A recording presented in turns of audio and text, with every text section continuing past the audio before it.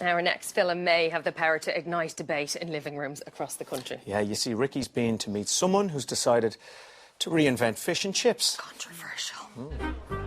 Fish and chips, as British as the mighty cup of tea and scoffed down by takeaway lovers for years.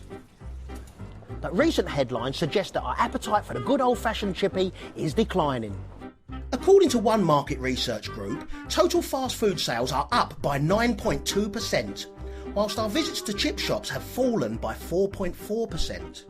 Apparently, our favourite takeaway now is Chinese, closely followed by Indian and pizza, leaving the poor old fish and chips in a lonely fourth place.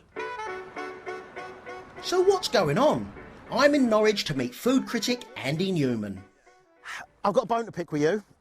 You once described cod and chips as one of the most boring meals on the planet. What is going on there? Fish is lovely. I love British fish. We've got some of the best fish in the world. Why do we entomb it in batter and then drown it in oil? Well, I want to taste the fish, not the grease. I sort of see where you're coming from, but I mean, people come from all over the world. When they come to England, what do they want? They want fish and chips. Well, the figures suggest perhaps they don't so much anymore, actually, because younger people are deserting our chip shops. So that means, actually, if you're going to serve fish in a way where you can taste the fish. Less greasy, less stodgy. It seems to me that our traditional chippy could do with a bit of an update. And there's a place here in Norwich that's doing just that. But guess what? It's run by an American. Dwayne DiBartolomeo, a marketing professional from Miami, runs the Grosvenor Fish Bar.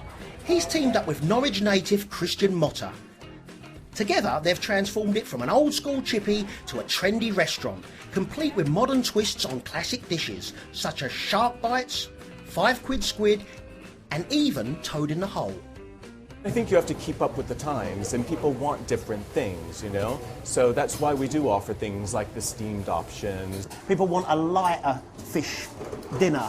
People don't eat it every single day, you know? I mean, there are a few people who come in during the week and say, I'm coming in with my wife on Saturday. Just pretend like you haven't seen me during the week. Head chef Christian Motta inherited the chip shop from his dad. But what does he make of the changes? He thought we were crazy.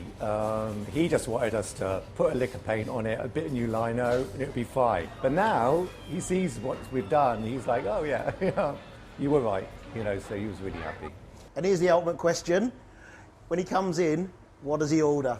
He just orders traditional fish and chips. He's not been converted. No. He's convinced, but he's not converted. Yeah, exactly.